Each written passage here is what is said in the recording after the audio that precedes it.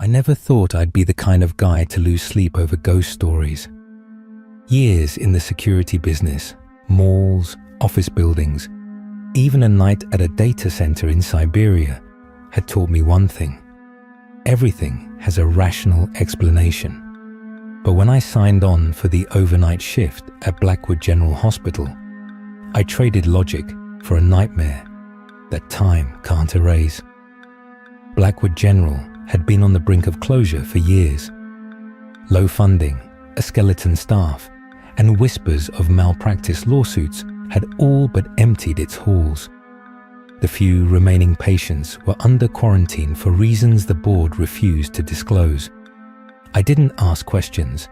Security jobs at odd hours were scarce, and I needed the cash. My supervisor, a tired-eyed woman named Marta, handed me a set of keys and a walkie-talkie that crackled like it was possessed. "Just keep the place locked up tight," she said, her voice low, as though she doubted I'd last the week. "And don't go wandering off. Cameras cover most corridors, but some wing sections haven't been rewired since the 80s. Fair enough.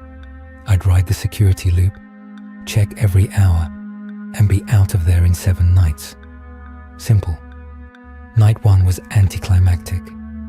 My route began at the main entrance lobby, marble floors, a grand chandelier, all that pomp you'd expect from a hospital built in 1924. The reception desk was deserted, drawers stuffed with old patient files. I tapped the side of the chandelier just to hear the echo, then continued to the elevators.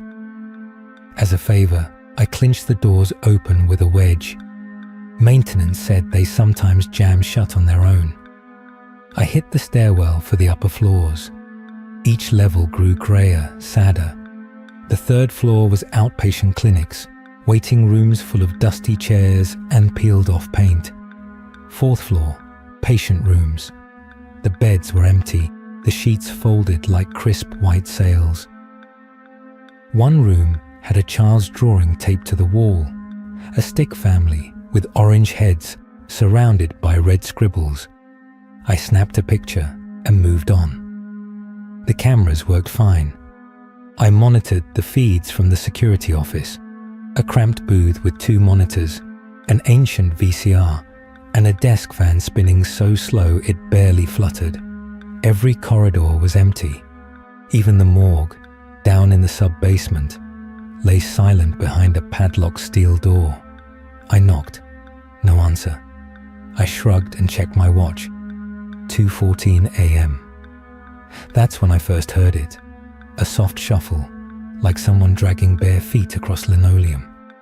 I froze, heart pounding. The sound came from the corridor outside the office.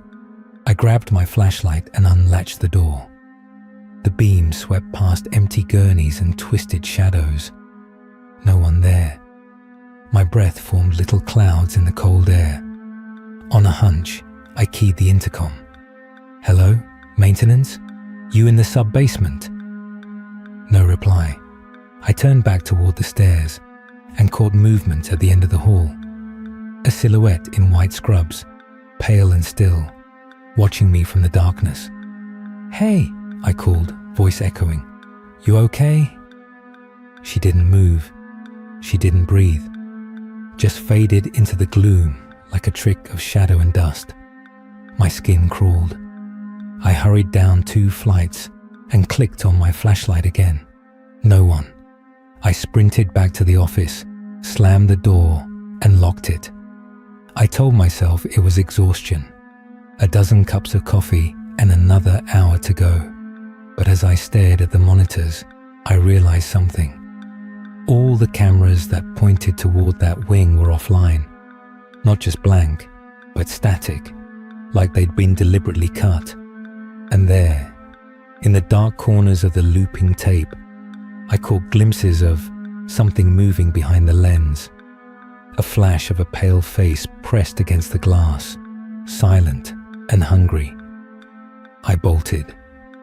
My shift ended at 6, and as soon as the sun rose, I handed in my keys with an elaborate lie about malfunctioning equipment. Marta didn't even look up. Night 2, I swore I'd stay out of the basement. But in a building that's mostly empty, there's nothing else to monitor.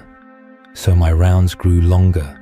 My eyes stung from the flicker of outdated fluorescent lights. The hospital groaned with the weight of its own emptiness. Pipes clanking, doors creaking on rusted hinges. I'd started taking my breaks near the old records room on the second floor. It had barred windows facing the courtyard, where a dead willow tree drooped its branches like mournful arms. The door was unlocked, and the scent of mildew mixed with antiseptic made me dizzy. I organized some folders, pretending to work. That's when I found them. Taped inside the case files of patients long gone were handwritten notes in trembling script. October 14, 1952. Patient 237. Severe panic after hours. Begs night nurse not to leave. Next page. 237 gone. Room empty. No staff present. Dr. Lamont missing. They'd built an entire wing on that very spot after the incident. Wiped records clean, sealed the floor off. A loud thump behind me made me whirl around. Just the door swinging. I laughed nervously. Just your imagination, I muttered. Back in the security booth, I cross-referenced patient numbers. Nothing. Blackwood's archives had no record of patient 237. Ghost story? Probably. But something else was gnawing at me. A series of numbers keyed into the keypad next to the morgue. 237. Someone, or something, wanted me to notice. Night 3, I decided to push. I found the maintenance office down the hall, unlocked by mistake, and grabbed a crowbar. I'd pry open the morgue door and see what was inside. At 3:07 a.m., I stood before double steel doors. My flashlight revealed scratches around the lock, like someone had struggled to get out. The padlock had been freshly cut. I pried it open. The doors groaned. Inside, a row of metal drawers. The stench was overwhelming. Formaldehyde masking. Something fouler. A single drawer was pulled halfway out. No body inside. Only a chalky residue. My breath hitched. I slammed the drawer shut and noticed a message scrawled on the inside of the door, in what looked like dried blood. Coming back for you. The lights flickered. My radio crackled. Keep your distance, in a warped, childlike voice. Then static, then silence. I fled. My heart thundered so loud I thought it would burst through my ribs. I didn't stop running until I was back at my apartment. Shower water cascading over me like a relief. I didn't sleep. All night I stared at the ceiling, listening for footsteps on the tiles.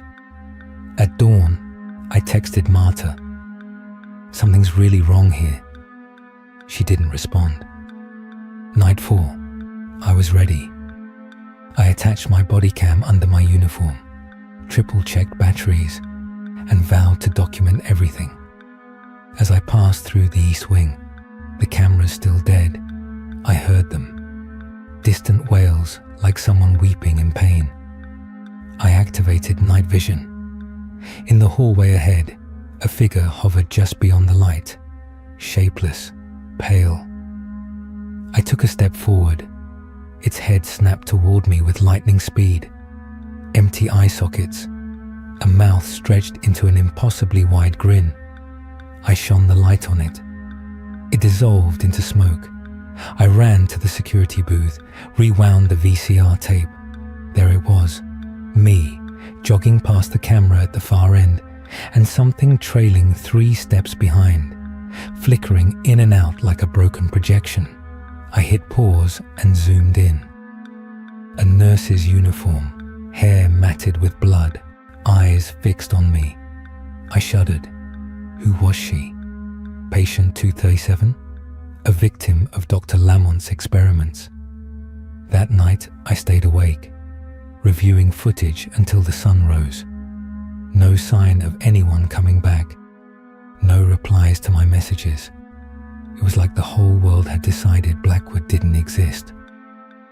Night 5 began with a sense of dread I couldn't shake. My breathing felt loud in my own ears. I stared at the empty lobby, half expecting the chandelier to collapse or a patient table to roll out from the shadows. I ventured down to the sealed-off 5th floor. The keypad guard still read 237, patient 237's number. I punched it in. The lock clicked. The door swung open on silent hinges. Inside, a long corridor, walls peeling, lights dead. My flashlight caught a series of doors, each labeled in faded lettering. Room 501, 502, 503, up to 512 Oz. The last door, the end of the hall, had no number, just a bloodstain smeared across the metal. I followed a wet trail. My heart pounded so hard I thought it would echo. The puddles led to an operating theatre. Scalpel on the table. Old surgical implements rusted in dark pools. The air smelled of iron. On the table lay a body wrapped in a sheet. I dared not look closer. A voice whispered in my ear, "Help me." My breath caught. I spun. Empty room. The doors slammed shut behind me. Panic. I pounded on the door. It wouldn't budge. My flashlight died. Total darkness. I heard footsteps, soft dragging footsteps, coming closer. I fumbled for my phone. One bar of light. I recorded with my camera app. A figure stepping out of the shadows. A nurse, face gaunt, eyes hollow. She reached toward me, trembling. "Why did you leave me?" she breathed. My scream echoed as she lunged. My phone clattered to the floor, battery drained, screen cracked. I shoved the doors with every ounce of strength, and just when I felt her grasp my ankle, they found my body the next morning, curled in the hallway of the 5th floor. I was unconscious but alive. Hospital staff, real ones, rushed in after the building lit up at first light. They cut me free. I was delirious, babbling about the nurse and the body on the table. The investigators searched the entire 5th floor. Sealed alcoves, rusted tools, no operating theatre, no body, no bloodstain. Video from my body cam. The last 20 minutes of footage corrupted. They found only static. But I remembered. I remember every moment, every corridor, every whisper, the smell of blood, the glint of the scalpel. And I remember her face as she reached for me. So close I felt her chill in my bones. They sent me home with a sedative and a discharge form. "You must have blacked out," the doctor told me, voice gentle. "You're safe now." Safe. I lie in my apartment, staring at the ceiling, replaying the night in my mind. I've left Blackwood behind, but it hasn't left me. Every creak in my floorboard sounds like footsteps. Every draft is her reaching hand. And tonight, I know she'll come for me again. Because there's no rest for the lost. And once you've crossed into Blackwood's darkness, the darkness never lets go.